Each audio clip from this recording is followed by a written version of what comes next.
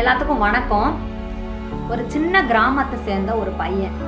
அவனுக்கு அம்மா அப்பா 2 பேருமே சின்ன வயசுல இறந்துடுறாங்க. அவங்க பாட்டி தான் அவனை தூக்கி வளர்த்துக்கிட்டு இருக்காங்க.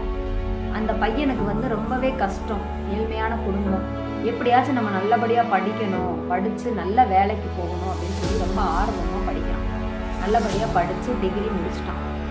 முடிச்சதுக்கப்புறமும் அவன் வறுமை எப்படி போகும், வேலைக்கு போனால் தானே போகும். அப்புறம் ஒரு வேலைக்கு அப்ளை பண்ணுவான். இன்டர்வியூக்கு வர சொல்லியிருக்காங்க. அங்கே போகிறதுக்கு அவனுக்கு ஒரு 1000 ரூபாய் தேவைப்படும். அந்த 1000 ரூபாய் கூட அவங்ககிட்ட கிடையாது. என்னடா பண்ணலாம் கடவுளே, எதுக்கு தான் இவ்வளோ சோதனை எனக்கு கொடுக்குற, 1000 ரூபாய் நான் எங்கே போய் வாங்குறது? சரி, நீ ஏதாவது எனக்கு வழி பிறக்க வைப்ப அப்படின்னு சொல்லிட்டு ஃப்ரெண்டுக்கிட்ட நான் கேட்குறான், தெரிஞ்சவங்ககிட்ட நான் கேட்குறான். யாருமே கொடுத்து ஹெல்ப் பண்ணல. சரி, எப்படியாச்சும் நம்ம பஸ் ஸ்டாண்டில் நம்ம பஸ் ஏற போவோம், அங்கே தெரிஞ்சவங்க ஏதாவது கிடப்பாங்க, அவங்கக்கிட்ட கேட்கலாம் அப்படின்னு சொல்லிட்டு போகிறான்.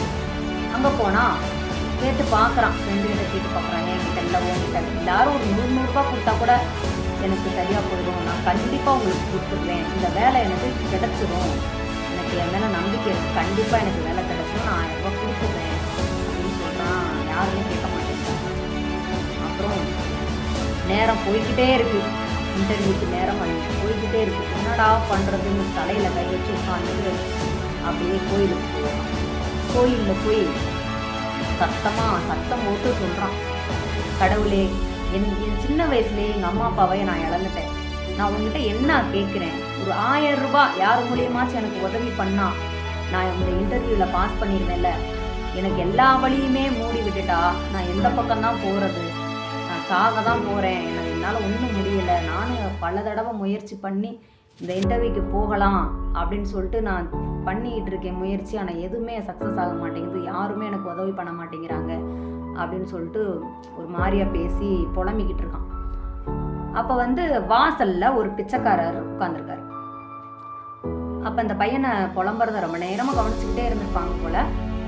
வெளியில் அப்படியே அழுதுகிட்டே வெளியில் வரவும் அந்த பிச்சைக்கார பையன் அந்த பிச்சைக்காரர் கேட்குறாரு, ரொம்ப நேரமாக நான் உன்னை கவனிச்சுட்டு தான் இருக்கேன், என்னாச்சு, ஏன் புலம்பிக்கிட்டே இருக்க, கடவுள்கிட்ட எனக்கு என்ன பிரச்சனை உனக்கு அப்படின்னு சொல்லி கேட்டதுக்கு, நீ ஏன் பிச்சை எடுத்துட்டு இருக்க, உன்கிட்ட சொல்லி என்ன பிரயோஜனம், சும்மா சொல்லுப்பா, என்னால் முடிஞ்சா நான் உதவி பண்ணுவேன்ல, உன்னால் எப்படி உதவி பண்ண முடியும் அப்படின்னு இலக்காரமாக அந்த பையன் பேசுகிறான்.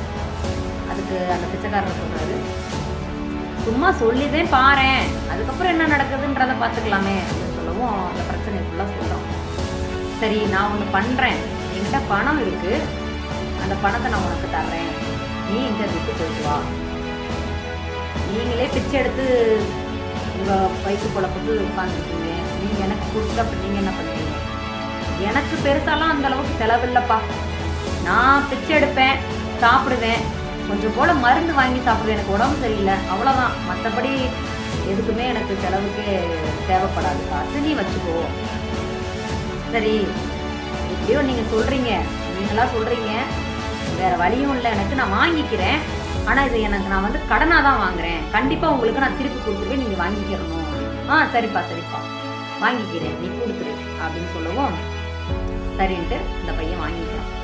வாங்கிட்டு கடவுள்கிட்ட, கடவுளே நன்றி, ஏதோ ஒரு ரூபத்தில் எனக்கு ஒரு உதவி பண்ணிட்ட, ரொம்ப நன்றி அப்படின்ட்டு போகிறான். சந்தோஷமாக இன்டர்வியூக்கு போகிறான். அது சொன்ன மாதிரி இன்டர்வியூவில் பாஸ் பண்ணிடுறான், வேலையும் கிடச்சிருக்கு. அந்த நைட்டேவும் திரும்ப வரான். வந்துட்டு சந்தோஷமாக அந்த பிச்சைக்காரங்கிட்டே சொல்லிட்டு சாமிகிட்டே ஒரு நன்றியை சொல்லிட்டு போவோம் அப்படின்னு பாருங்க. வந்தா கோயிலுக்கு வெளியில் பயங்கரமாக கூட்டம். ஆம்புலன்ஸ் ஒரு பக்கம் வந்து நின்றது. என்னடா அப்படின்னு போய் பார்க்குறாங்க.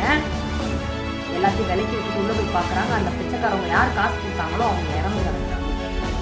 இப்படி என்னடா நடந்துச்சு, நல்லா தானே பேசிட்டு இருந்தாரு காலையில் அப்படின்னு எல்லாரும் சொல்கிறாங்க. அந்த பையனும் நினைக்கிறான், காலையில் காசு கொடுத்தாரு மனுஷன், அதுக்குள்ளே என்ன ஆகிப்போச்சு இவருக்கு அப்படின்னு சொல்லி. அதில் சில பேர் சொல்கிறாங்க, நல்லதாக போச்சு, அவர் இருந்து என்ன பிரயோஜனம், போய் தொலைகிறாரு அப்படின்றாங்க. சில பேர் என்ன சொல்கிறாங்க, பாவம் இன்னைக்கு அவருக்கு பிச்சையே யாரும் கொடுக்கல போல, அவருக்கு டெய்லி மருந்து வாங்குறதுக்கு காசு தேவைப்படும், அந்த மருந்து இன்னைக்கு வாங்கலை, அதனால தான் இறந்துட்டாரு அப்படின்னு சொல்லி இப்படி மாற்றி மாற்றி பேசுகிறாங்க. அவனுக்கு ஒரே ஆச்சரியம், என்னடா கடவுளே, அவருடைய உயிரை தியாகம் பண்ணியா என் வாழ்க்கைக்கு இந்த மாதிரி காசு கொடுத்தாரு அப்படின்னு சொல்லி. அப்புறம் கடவுளுக்கு நன்றி சொல்லிட்டு அவங்களுக்கும் நன்றி சொல்லிட்டு அவங்களுடைய கடைசி எல்லாத்தையும் நல்லது கிட்டது எல்லாமே பண்ணி அவரை அடக்கம் பண்ணிட்டாங்க. அடக்கம் பண்ணிட்டு ஃபஸ்ட்டு சம்பளம் வந்தோடனே உண்டியில் போய் காசு போட்டுட்டு, கடவுளே நீங்கள் என்ன செஞ்சீங்க ஏது செஞ்சீங்கன்னு எனக்கு தெரியாது, அவர் ரூபத்தில் தான் நீங்கள் எனக்கு உதவி பண்ணியிருப்பீங்கன்னு தான் எனக்கு தோணுது. அவரும் இறந்துட்டாரு, அவருக்கு நான் நன்றி கூட சொல்லலை அப்படின்னு சொல்லிட்டு நன்றி சொல்லிட்டு இந்த கதை மூலியமா என்ன அப்படி தெரியுது அப்படின்னா, என்ன பண்ண தெரியாதவங்க யாருன்னே தெரியாதவங்களும் நம்மளுக்கு உதவி பண்ணுவாங்க. அதே மாதிரி நம்மளும் உதவி பண்ணணும். நம்ம பண்ணவங்களே நம்மளுக்கு திரும்பவும் பண்ண மாட்டாங்க.